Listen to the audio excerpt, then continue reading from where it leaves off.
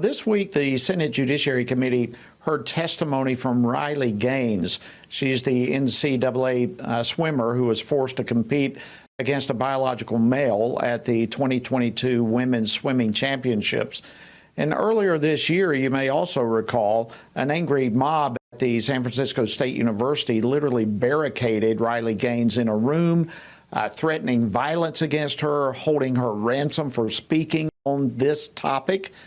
Folks, that's the type of courage it requires these days to speak out on something like this. Well, joining me now to discuss her experience competing against biological males, as well as her speaking out publicly about this issue, is Harvard University NCAA swimmer Abby Carr. Abby, welcome back to Washington Watch. Great to see you again. Great to be here. Thank you so much for having me.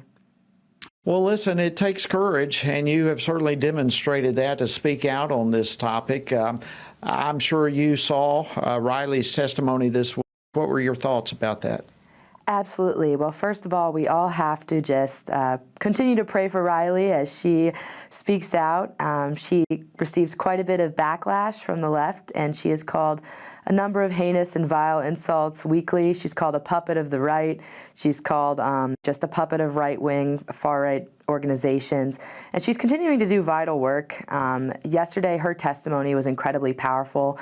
She stood strong. She said her story, and it was so just inspiring to hear her stand true in her convictions. It really is. But you also have quite an experience competing against biological males. Give us some of your experiences.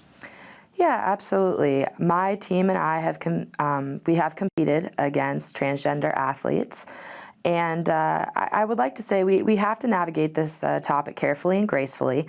Like many tough issues, it isn't as strictly black and white as we want it to be, and the solutions often they do exist in the gray area. And I want to say my heart goes out to so many transgender athletes that do deal with higher mental health rates than the rest of the country, but just as they have inherent dignity and worth as individuals, we have to then recognize the empirical reality that women's sports are being threatened when biological males compete against women. And Leah Thomas is a biological male. And today, as we reflect on the 51st anniversary, I believe it is, of Title IX is today, we want to really recognize that biological males are fundamentally different from women. And that is an empirical reality that is never going to change. Absolutely. And I remember having a discussion with you about that there at the Family Resource Council meeting, and your experiences even as a young swimmer, and coming to the realization that that you're just not going to be able to compete against a biological male at certain times. Their muscles continue to grow and so forth. I'd like to play a clip from Riley's testimony and get your reaction to this. Play clip 5, please. And I want to mention really briefly, the rewrite of Title IX is an abomination. It is equating sex to gender identity, which means men would live in dorm rooms with women, men would have full access to bathrooms, changing areas, locker rooms.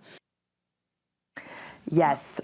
So a little bit, I can't remember if it was before or after that clip precisely, Ted Cruz asks, is there a difference between women and men? And he asked the Human Rights Campaign representative this question, and she evades it for quite a bit of time, actually. It's really a riveting clip if you get the chance to watch it.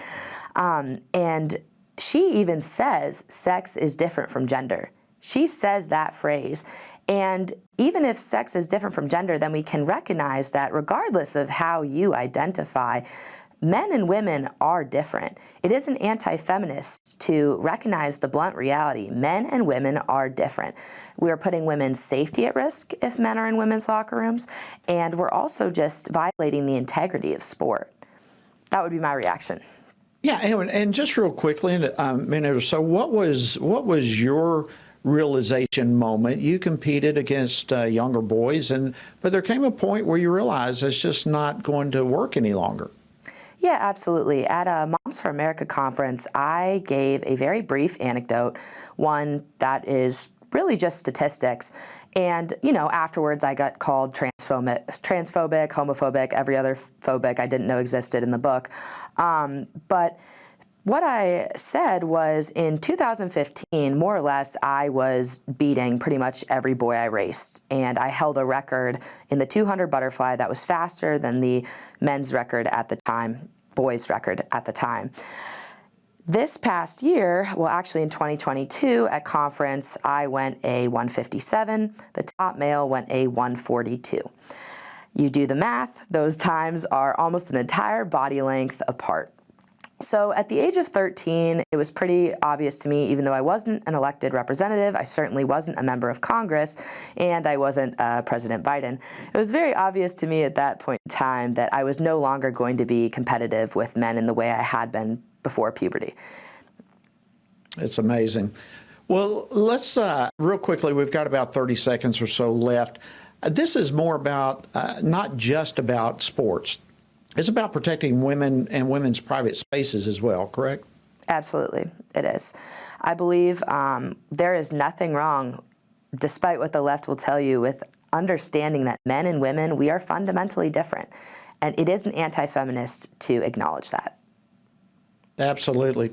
Abby Gaines, thank you for your incredible testimony and the incredible courage that you have exhibited stepping up to the plate to deal with this extremely, Abby Carr, I'm sorry, for this issue.